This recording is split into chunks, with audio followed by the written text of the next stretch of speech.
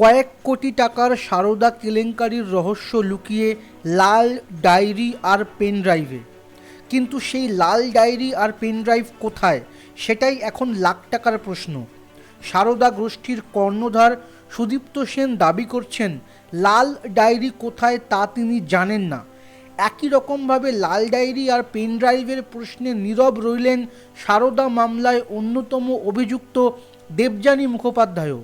সারদা মামলায় এদিন বুধবার বারাসাতের বিশেষ আদালতে হাজিরা দিতে আসেন দেবযানী মুখোপাধ্যায়। তখনই তাকে সাংবাদিকরা লাল ডায়েরি ও পেন ড্রাইভ নিয়ে প্রশ্ন করেন, কিন্তু সাংবাদিকদের বারবার প্রশ্নেও মুখ খোলেননি দেবযানী, এড়িয়ে যান সাংবাদিকদের প্রশ্ন।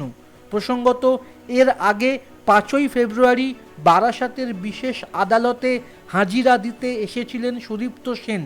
তখন তাকেও মিসিং লাল ডায়েরি ও পেন ড্রাইভ নিয়ে প্রশ্ন করা হয়েছিল। সাংবাদিকদের প্রশ্নের উত্তরে সেদিন সারদা গোষ্ঠীর কর্ণধার বলেছিলেন, লাল ডায়েরি কোথায় আমি জানি না। সেদিন সুদীপ্ত সেন আরও বলেছিলেন, আমি বারংবার বলে এসেছি সারদা সম্পর্কিত লাল ডায়েরি বা নথি কোথায় আছে আমার জানা নেই, এখনও তাই বলছি। তবে আমি অভিযুক্ত, আমার কথা কে শুনবে। সারদা মামলায় এদিন বারাসাতের বিশেষ আদালতে হাজিরা দিতে আসেন কুণাল ঘোষও। আদালতের কাছে প্রাণ সংশয়ের আশঙ্কা প্রকাশ করে নিজের জন্য নিরাপত্তার দাবি করেন তিনি।